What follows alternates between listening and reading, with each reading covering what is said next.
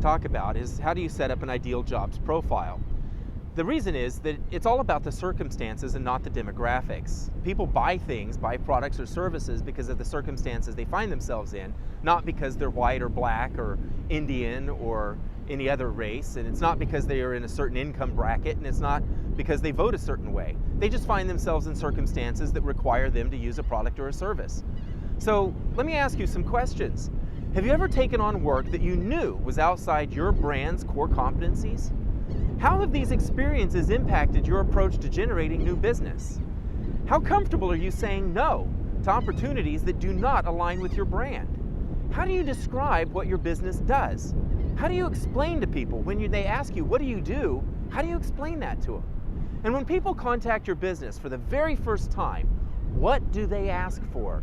How do they express what they need? Because customers rarely buy what businesses think they sell.